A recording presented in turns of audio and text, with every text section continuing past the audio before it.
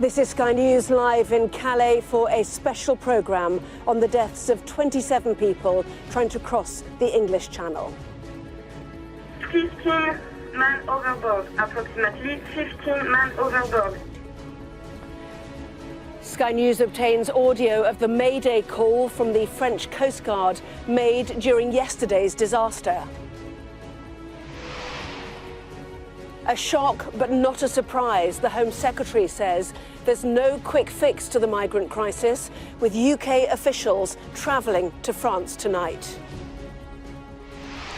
Despite the disaster, more boats arrive in Kent, with this month the busiest ever for channel crossings.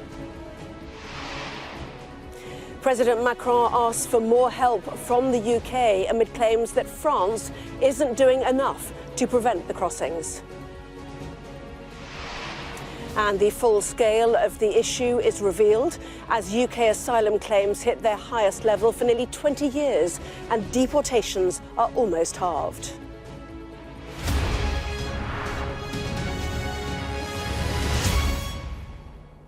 Hello and good evening from Calais in northern France, where just off the coast, 27 people drowned yesterday as they tried to reach the UK. The French president says his country needs more help to stop the channel crossings, with the Home Secretary, Priti Patel, calling for joint patrols of the French coast. Government sources say UK officials are travelling to France tonight, but yesterday's deaths couldn't prevent others attempting the crossing today, with dozens more people reaching Kent. And this afternoon, the body of another man was found on a French beach. It's not yet known if he was connected to yesterday's incident. Our Europe correspondent, Adam Parsons, has our lead report tonight on the migrant crisis. It began with a distant sighting and a desperate Mayday call. Mayday relais, Mayday relais, Mayday relais. Mayday. 15 men overboard, approximately 15 men overboard. When rescuers arrived, this was all that was left of the boat. A twisted piece of deflated plastic adrift in very cold water. Charles de Vos was one of the first people there. He pulled a series of bodies from the water. Within hours, he was back at work with the Calais lifeboat crew, still affected by his view of a hellish disaster. La vue de voir ces malheureux noyés comme ça et les récupérer, c'est dramatique. C'est très dur, très dur, très dur. But still people attempt this perilous crossing. Here, gathered together at Calais' main train station, dozens of migrants who had tried and failed to cross the channel. These people are soaking wet, they're covered in mud and they're wearing drenched life jackets. This is evidence that even in the wake of tragedy, there is still a long stream of people desperate to cross from France over to the United Kingdom. These people are living in camps and in rough shelters. There is no comfort for any of them. Their one aim is to cross the channel. We meet Hassan, aware of the tragedy but still wholly focused upon reaching the UK. I heard the news. My life, to be very honest, by myself, I don't care about others because it's my own life. Even I see the water, I can swim. If I put my mask, my jacket, I can swim. To be honest, I want to go to UK because my life is there will be very good. This camp is cold and miserable. The effects of cross-channel migration can be seen in both Britain and France, and both countries think the other one should be doing more. The French have called for a meeting of ministers in Calais on Sunday, and today, speaking in Croatia, the French president urged greater action. Nous avons besoin de renforcer les coopérations avec la Belgique, les Pays-Bas, l'Allemagne, mais aussi les Britanniques et la Commission. Et donc c'est cette décision qui a été prise avec une série de réunions qui seront tenues par le ministre de l'Intérieur dans les prochaines heures et les prochains jours pour mieux prévenir les arrivées sur le sol français. Calais has become synonymous with migration and political rows that seem to go nowhere. This town and its people are weary. They will continue to die in the sea or under the trucks. The situation is deadly. They can also die of the cold. The police operation here continues. So many people have predicted this disaster. Now nobody can say that it won't happen again. Adam Parsons, Sky News, Calais. Well, Adam joins me now from Sangatte, just along the coast from me, and everybody digesting that awful news yesterday, Adam. So what will the impact be of yesterday's events? Well, I think it's a fascinating cocktail of things. For one thing, we have for so many years talked about the impact and the management of migration. This beach, Sangatte, of course, has been right at the centre of that. So many small boats have left here to try to get over to the United Kingdom. And I think during that time, this cross-channel migration has been talked about pretty much entirely in terms of politics and party politics and policy and geopolitics and almost this political battle between the United Kingdom and France. I think what has happened here, awfully, suddenly, is that this has been personalised. We know that 27 people went out there into the Channel and have died. Tonight it is cold and windy. The Channel is an inhospitable place. Let's make no mistakes, that was a horrible way to die. And people who are thinking about this now, I think, will reflect on those people and the lives that they have lived, the families they leave behind. That may change the public perception of migration. I think a second impact may be in that political battle between the UK and France. It has undoubtedly now earned more urgency, more pace, both sides, in a sense, trying to take the initiative. But I would urge a certain amount of caution here. I think there's a chance that both will still double down on their positions. The UK will demand the French do more. There is clearly a point to be made on that. I myself, on the beach very near here, have seen migrants running down, carrying a boat past French police officers. But the French believe that the UK should do more. Thirdly, and finally, the migrants themselves.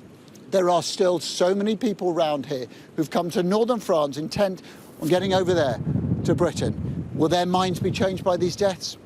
I don't think so. Adam Parsons live there on the beach at Sangatte. Thank you.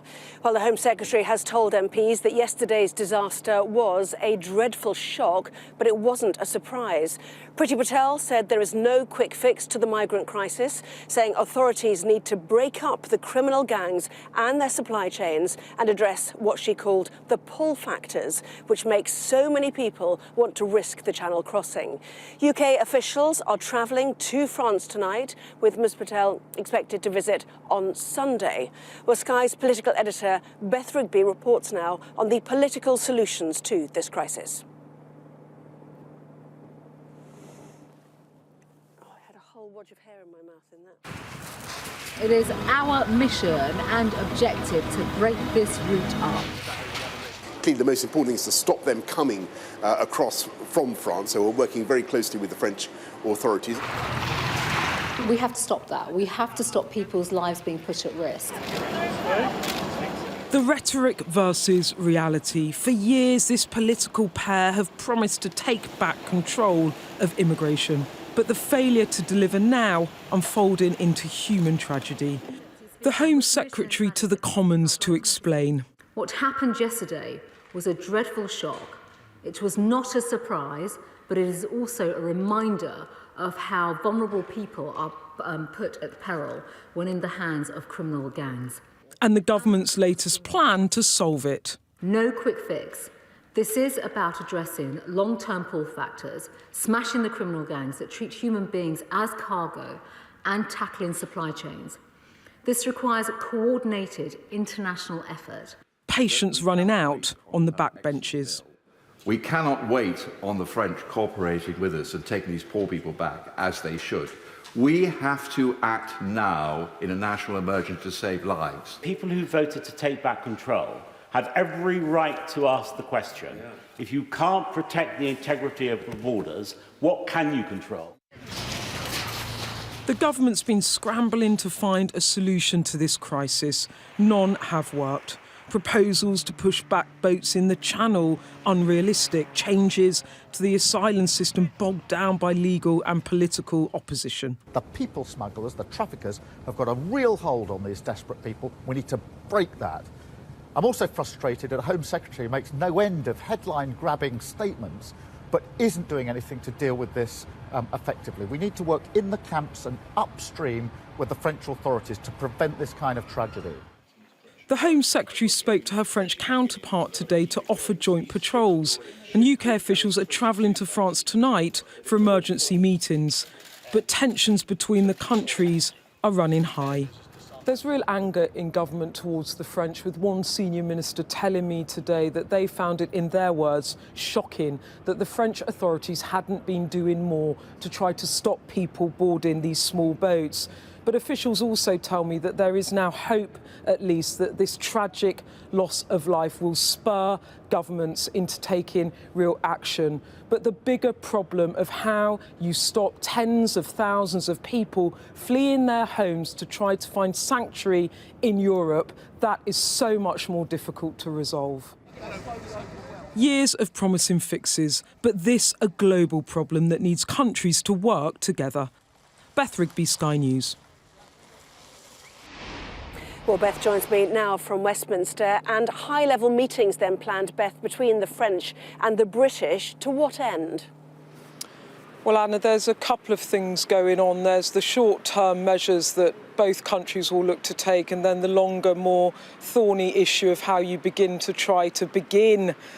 tackle this problem. But in terms of the short term, trying to resolve it, British officials are travelling over to France tonight, where they'll have technical talks with French counterparts on some of the measures that they can begin to implement immediately to try and tackle this issue and stop people making that dangerous crossing across the Channel to hit the shores of Great Britain. And what has the UK government offered? Well, it's offered to do joint patrols across the Channel. It's offered to send border force and police to help patrol the beaches. In the past, France has said it doesn't want that assistance around issues of its own sovereignty, but those offers are on the table, and officials will now discuss those. On Sunday, we expect Priti Patel to make the journey over to France, where we expect that she will have a ministerial meeting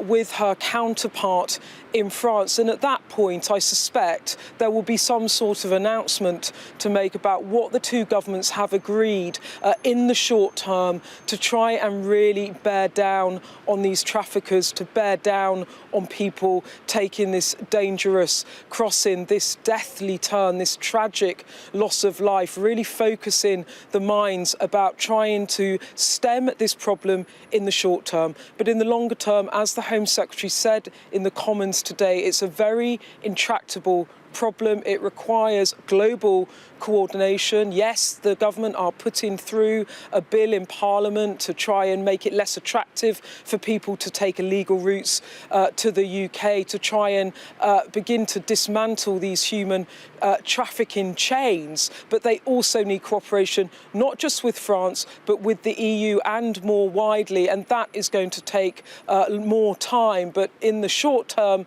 the focus is on the Channel. But in the longer term, it's on how to begin to tackle these terrible human trafficking gangs. Beth Rigby live in Westminster, thank you. And while Beth was talking, actually, we had confirmation from Priti Patel that she was indeed travelling to France for those discussions on Sunday. Well, that story will, I'm sure, feature in tomorrow's newspapers. We'll have our press preview from 10:30 this evening, and that is with tonight's news, tomorrow's headlines. Joining us will be the columnist Carol Malone and the political editor of the Liverpool Echo, Liam Thorpe. That is from 10:30. Well, despite the deaths of 27 people off the coast of Calais yesterday, dozens more people reached Kent today. In previous years, the autumn months saw a big drop-off in the number of people making that crossing.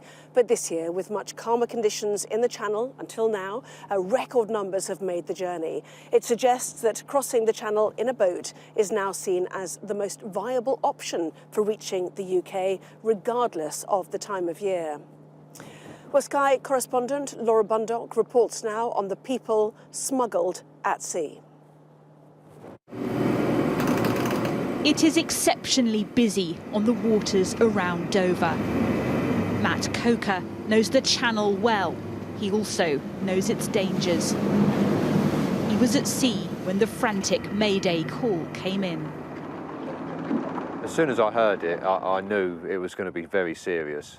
Whenever you hear the call Mayday, people in the water, you know that it's an all-out sort of sprint for people to get there to rescue them. Border Force is stepping up patrols, with jet skiers out early and a spotter plane overhead. So to give you a sense of the extra patrols Border Force are putting on, there's a small rib out on the water at the moment. It's scanning and searching close to the shoreline, looking for those smaller boats. But with the winds worsening, it's unlikely more are coming.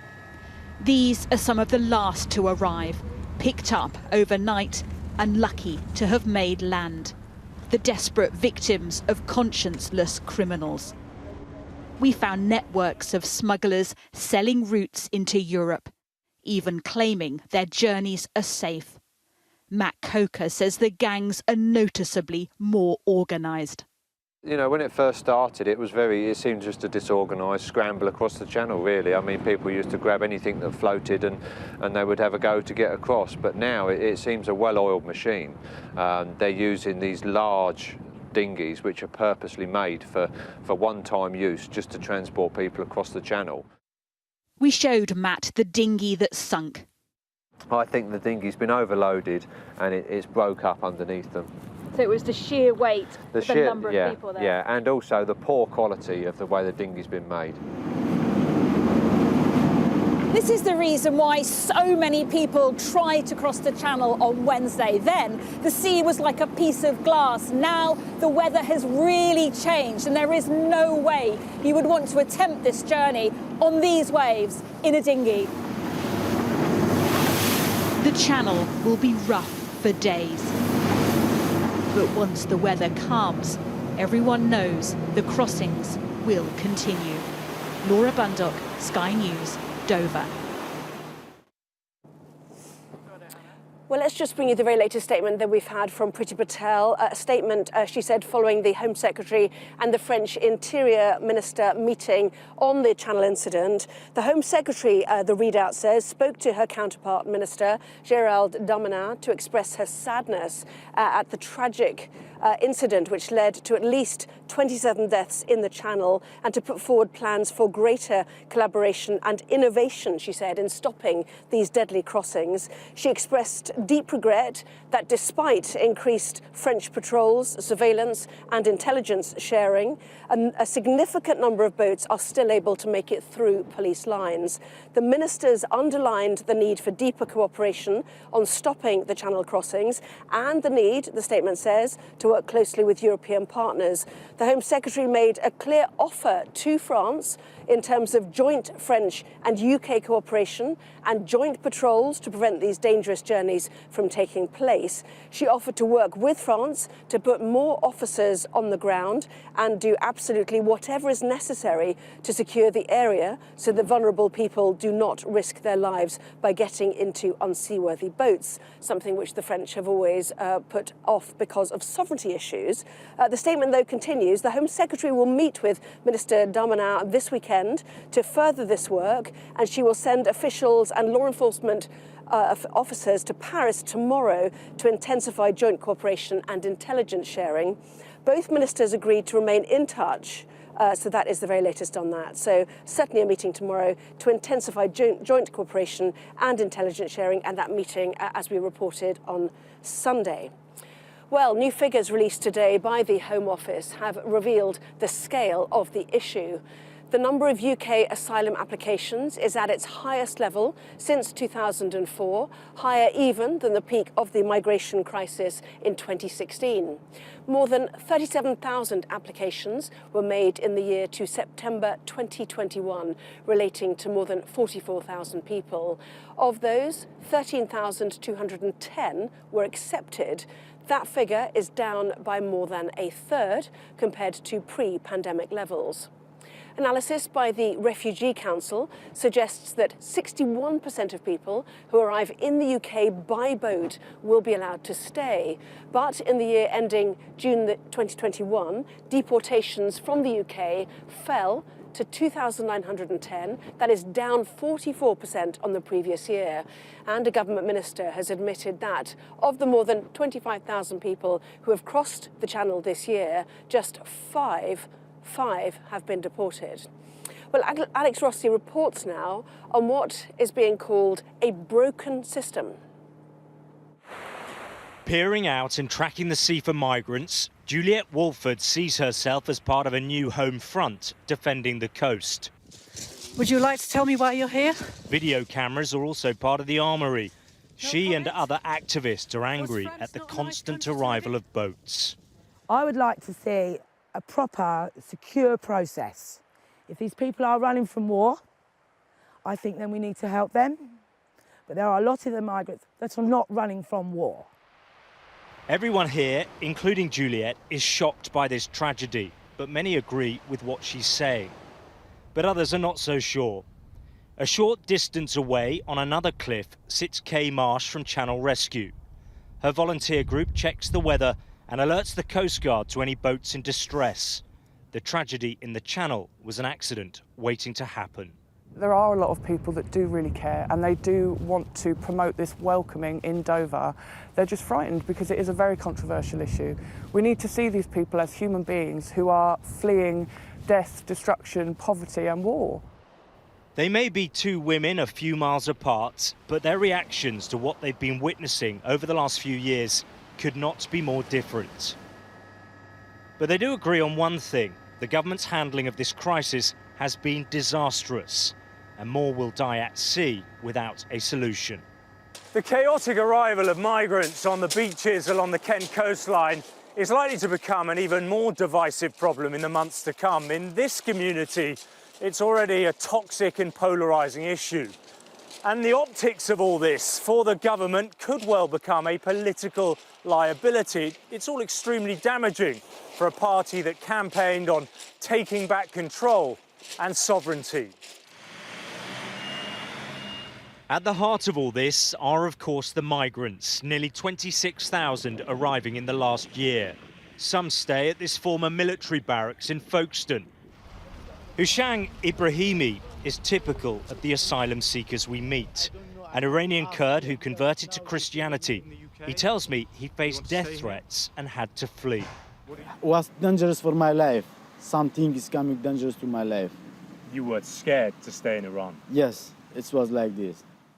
It's clear to many here that the Home Office is failing to deal with the numbers claiming sanctuary. This is a problem entirely of the Home Office's own making. There is enough accommodation. The problem is that asylum claims are not being processed quickly enough by the Home Office. They should take 6 months. They're taking 18 months minimum. In the seaside towns on the front line of this crisis, people are fed up with the government's response. The Home Secretary may say the asylum system is broken, but what they want to know here is why hasn't she fixed it? Alex Rossi, Sky News, Dover. Well, let's go now to Dover, and Ashna Hernag is live for us there. And despite the increased patrol, all the focus today on this crossing, Ashna, once again, people are still making the journey.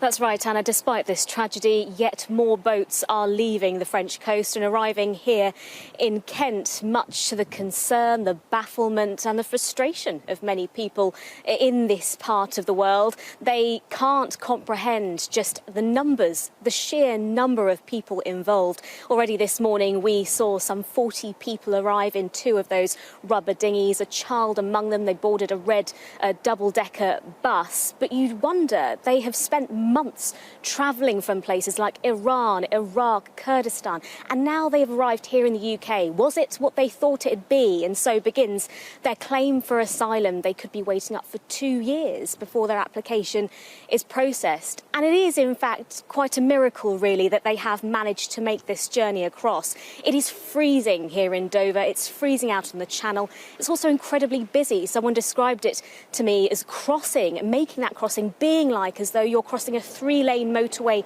on foot. But also there is no sense of direction for the people that are driving these boats. There is no driver. It's simply hoping for the best. And those boats are so crowded. So how do you tackle this issue when human beings are being treated like cargo, in the words of the Home Secretary, Priti Patel, today? What is clear is that this problem isn't going away. Crossings this month in Kent have been the busiest they have been since it all began. Clearly, this tragedy has not been a deterrent. Ashna Hurry live there in Dover for us. Thank you very much indeed. Well, you're watching our special programme live from Calais tonight. Coming up, we'll be speaking to a charity worker here in Calais who helps support the refugees about what can be done to stop people risking their lives to cross to the UK.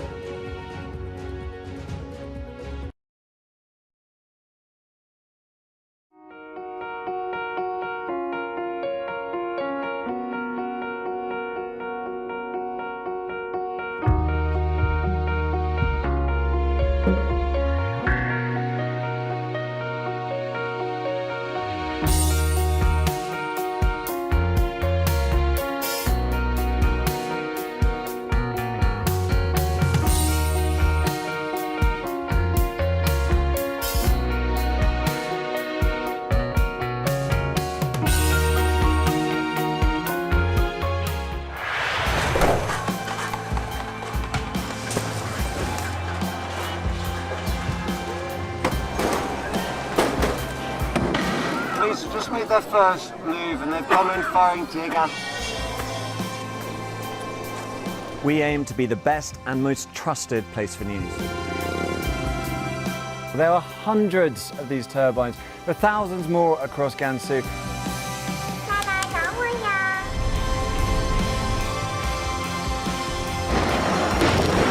That's what's left of the North Tunnel, where the North Koreans exploded 5 nuclear warheads. This is a show of strength at a time when China is more fragile than it has been at any time in recent years. Shrapnel from that explosion, so you can see it littered along all the way. We take you to the heart of the stories that shape our world.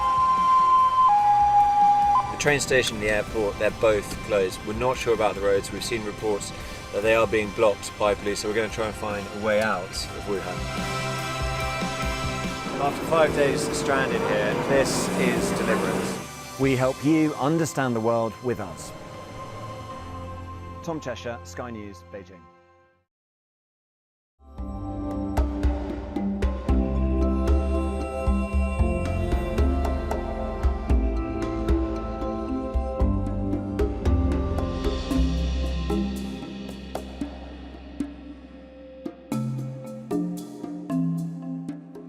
ba ma dalee commencé liggéey bi yokkute bu bari am nañ ko ci.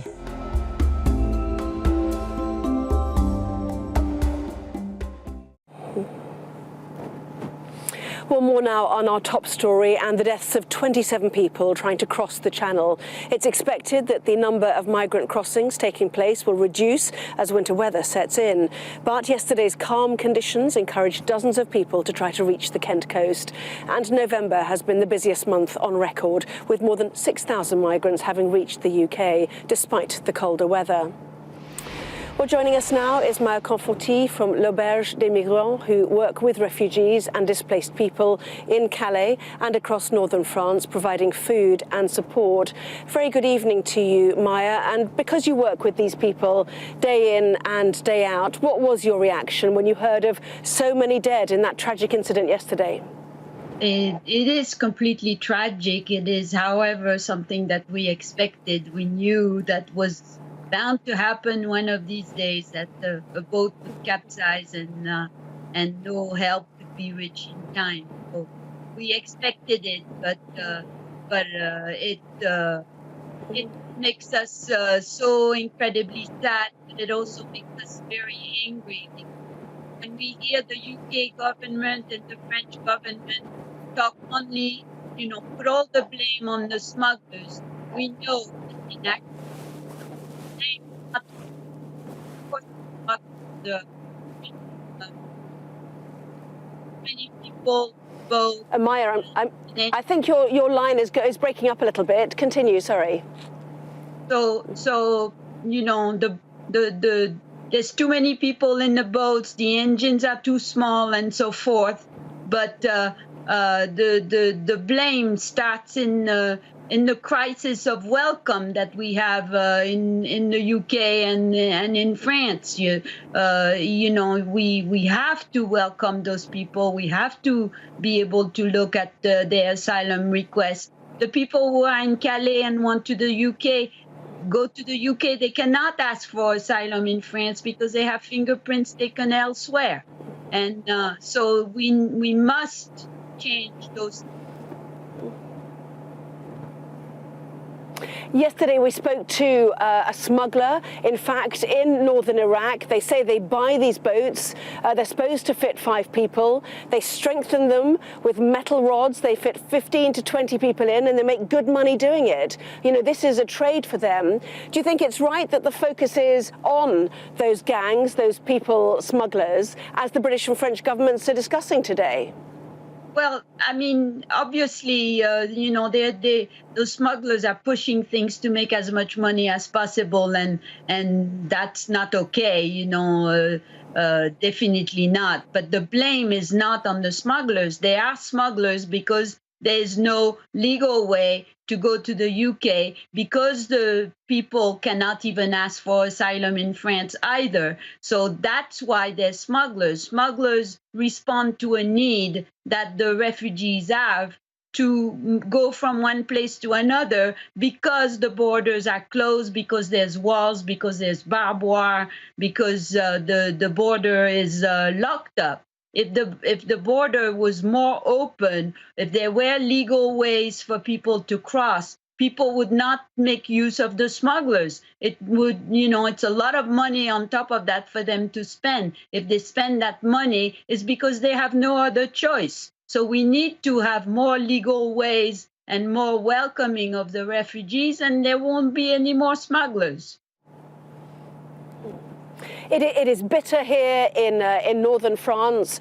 People still keep coming. We know the French authorities take down the makeshift camps. Yesterday we heard reports that they took off sleeping bags from families. What do you feel about when you hear news like that? What assistance do you give people, and their desperation, if I can put it like that?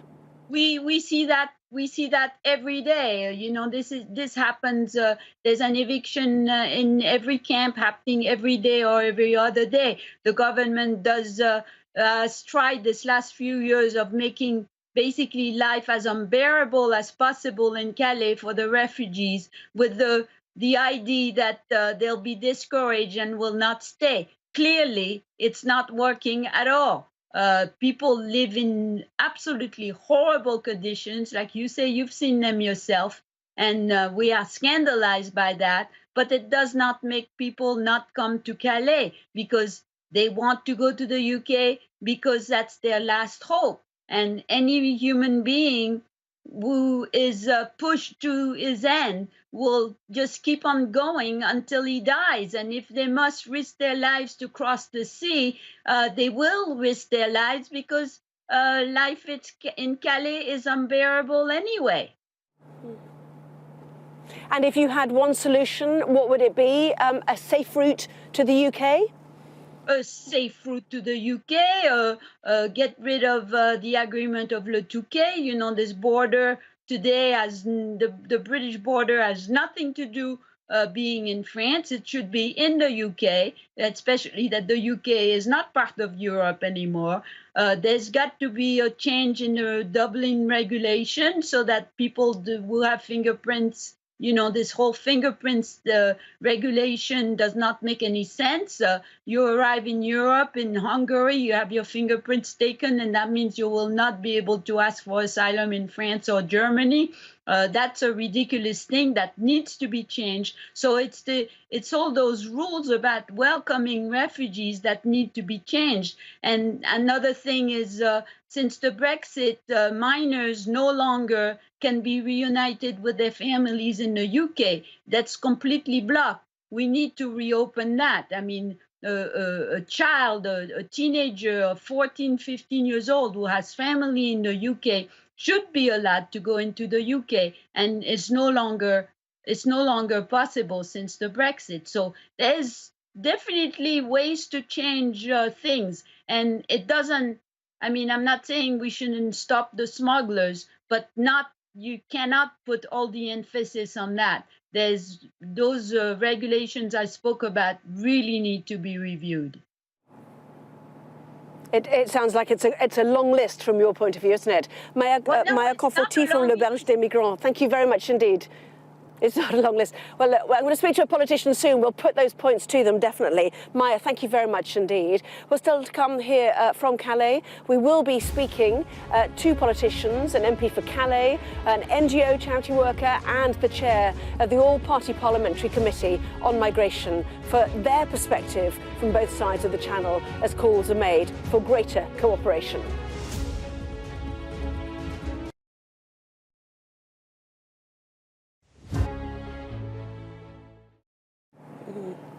Well, France says it is mobilising reservists now and beefing up its sea rescue operations following yesterday's incident. President Macron has defended efforts to tackle migrant crossings, but with pictures emerging of French police watching on as more boats entered the Channel yesterday, there is concern that the French authorities aren't doing enough to prevent another disaster.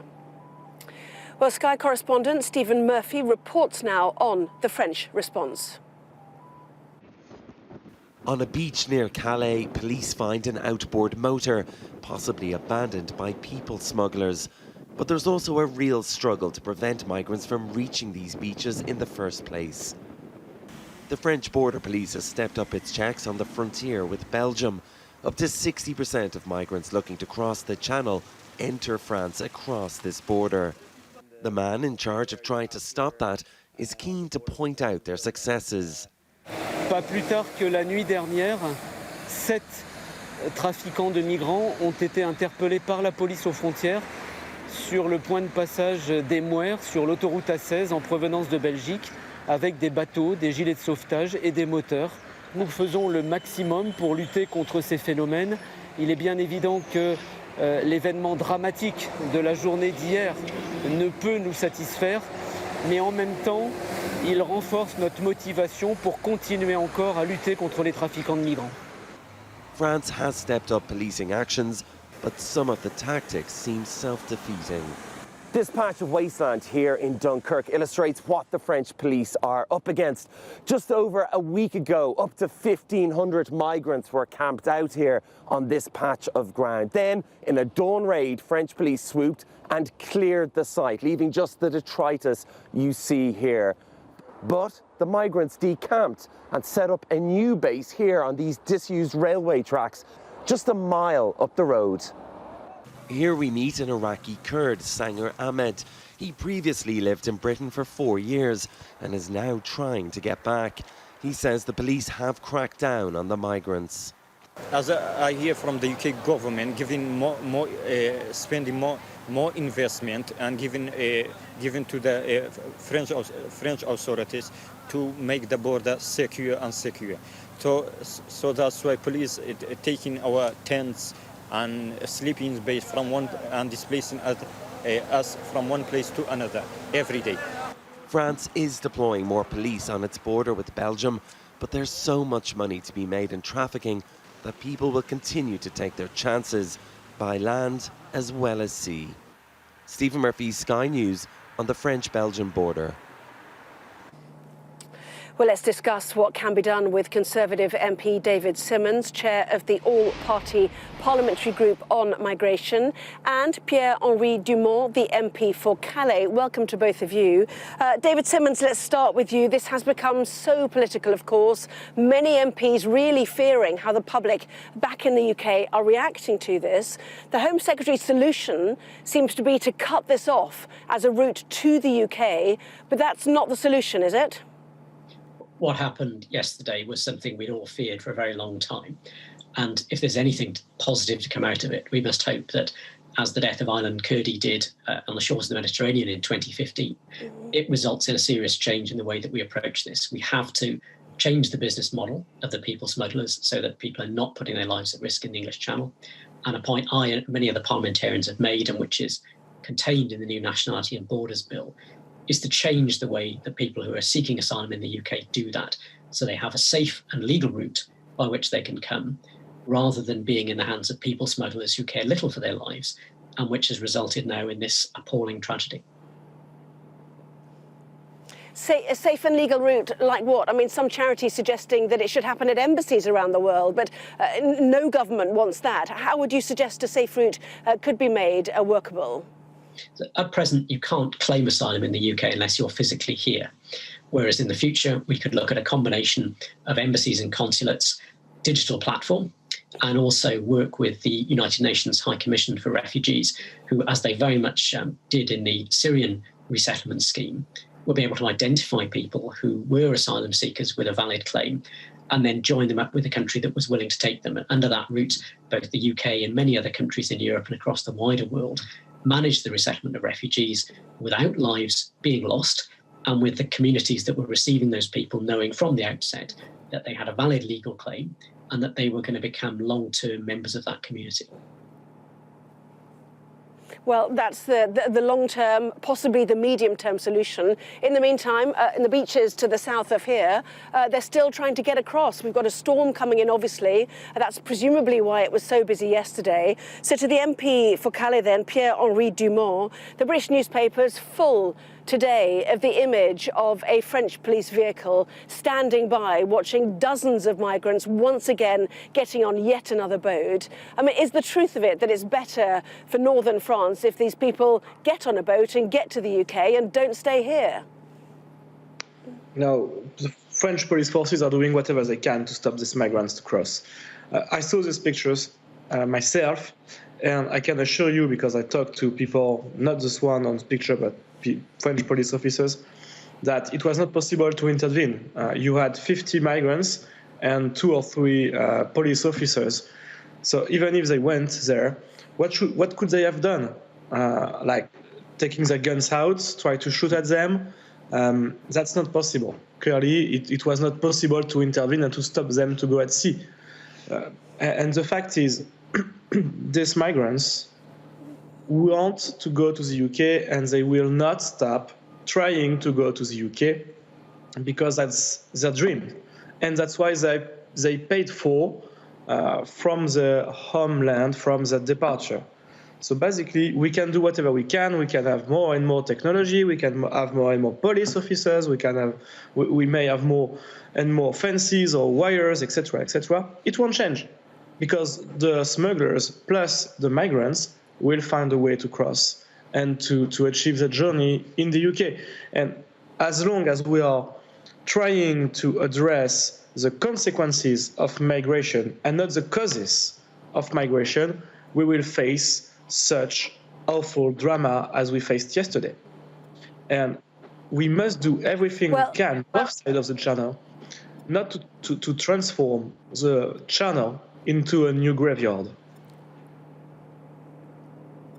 Well, Mr. Simmons, people watching this at home will simply be saying, why do we make it so easy for them? Why is it like a taxi service, the border force, the RNLI, picking these people up? They get halfway, they turn off the boat engine, it becomes a search and rescue, and they're picked up and it's job done. I mean, the same happened off the coast of Libya, and in the end, the EU stopped charities from going to the coast of Libya to collect refugees and migrants from there. So what can be done about the optics of this, really, for the British electorate? Pierre is absolutely right in describing the situation in France. It's a very tough ask for the French police to monitor many miles of coastline, many of which is remote beaches and things like that. I think the issue for the United Kingdom is going to be working with Frontex, which is the EU border agency, which has had a lot of success in the Mediterranean in taking a number of measures, including pushbacks, which have been very controversial in the UK, which is undertaken between Greece and Turkey as a means of interdicting the people smugglers. And Frontex is now becoming much more engaged so that we see vessels, not just from France, but from the Netherlands, from Belgium, from Spain, from Denmark, other countries with an English Channel coast. And we need to make sure that the UK Coast Guard and our border force cutters are able to work closely with them. So when the French police see, as we saw those pictures, the French police see a vessel that's putting to sea, it's able to be intercepted swiftly. Those people then returned to the nearest safe place and then dealt with appropriately. And France takes many more asylum seekers than the United Kingdom, but we need to ensure that those who come, and 3/4 who arrive in the UK, are successful in having a legal claim here under our laws. But we need to make sure that people are put off from putting their lives in the hands of people smugglers, because it ends in tragedies like the one that we've just seen.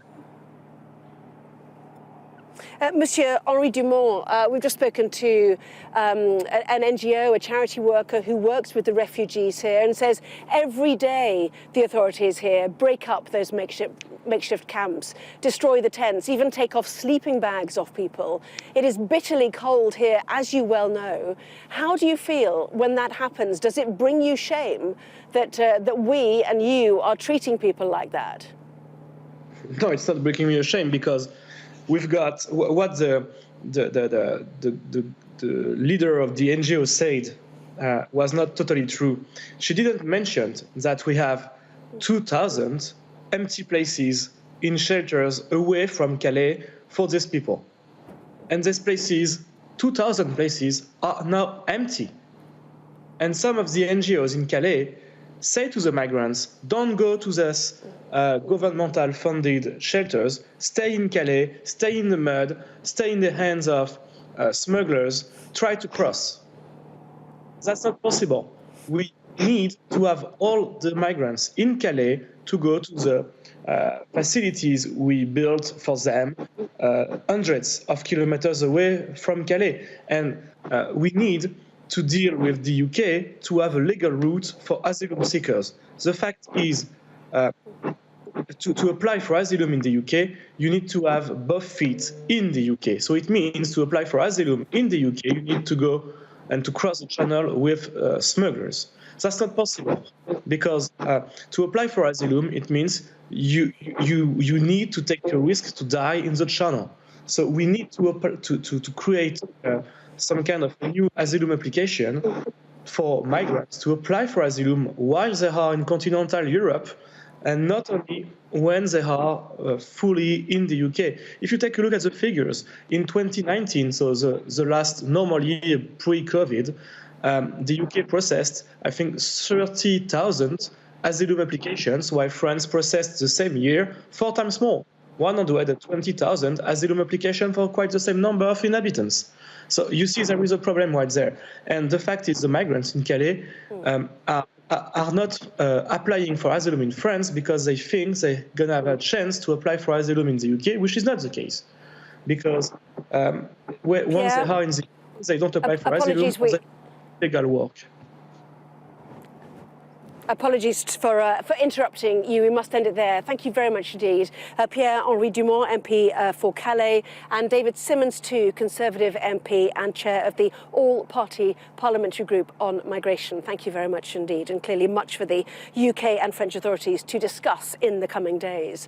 Well, asylum seekers now settled in the UK, many of whom faced a perilous journey themselves, have been shocked by yesterday's tragedy. Well, Sky correspondent Lisa Holland reports now on a community's despair.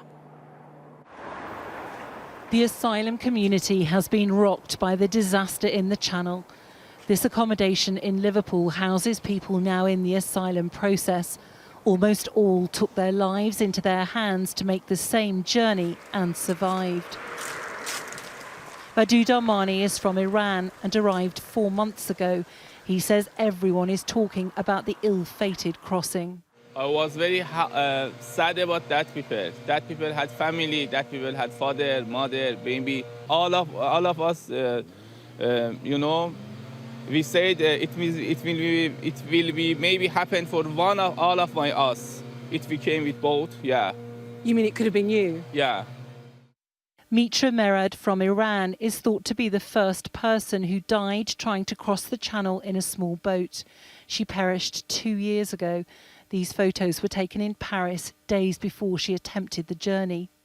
I think we just lost a beautiful soul in search of greater beginnings. We spoke to her friend Delvenicia in South Africa. She studied with Mitra in Thailand and is angry smugglers are still cashing in on the desperation of migrants. So my fear is that if nothing is done, we are going to continue with Mitra's story throughout the years. Anger, frustration would be a good way of describing it, but also defeat, you know, like you've won. You know, and I've lost. Won? Who's won? The smugglers. But those who work with asylum seekers say many don't understand how dangerous the crossing is. There's a temptation to look out from France and to be able to see where you're trying to get to, but they probably don't realise it is the busiest shipping lane in the world. They don't realise about the tides. There's lots of factors that they won't know about. But people are driven to get to a place. People have families here, they have connections, ties, they speak the language. Britain is the hoped-for final destination for many migrants who set off in search of a new life. But it's feared even the deaths of so many in the Channel won't dissuade others from trying to get here. Lisa Holland, Sky News, Liverpool. Well, Sky News understands that Kurdish people were among those who died in the Channel yesterday. The Kurdish government has appealed to the UK and the EU for help in stopping migrants leaving Iraq and falling victim to people smuggling gangs. Well, Sky's Middle East correspondent, Alistair Bunkle, joins me now from Erbil in northern Iraq. And Alistair, I know that you've spoken to refugees there. You've spoken also to a smuggler, and certainly large numbers of people who end up here in Calais in northern France say that they've come from where you are. Yeah, they have. It is a problem not just for the British and for the French and wider Europe, but it is a problem for officials here as well. They know that they are at the source of the problem. They understand why, well, certainly within the wider region, a lot of people want to leave the Middle East and try and find a safer, more peaceful life in Europe, whether it be because of conflict or discrimination over perhaps their sexuality or perhaps their religion, but they want to work with British and European authorities to try and stem the tide of people leaving to go into Europe from the source itself. And we've interviewed a representative from the Kurdistan regional government this evening, and he's basically made a plea to the British and to the Europeans, you know, help us. The network of smugglers, it's really huge, and they're motivating those people to leave. At the same time, the government has done things which is like to prevent those smugglers, but at the same time, more is coming as well. KRG is open for any help, will be like, if it's like from European Union countries, UK, or any other country. He also confirmed to us that they are sure that some of the dead are Kurdish. They don't know how many. They don't know the identities. They're working to try and establish that, working with the French, working with the British. It is just desperately sad, but I have to be honest, it's no surprise that Kurds were involved. There are a lot of them where you are, Anna. Alistair Bunkle live there in Erbil. Thank you very much indeed. Well, plenty more live from Calais throughout the evening. More reaction to the events of yesterday.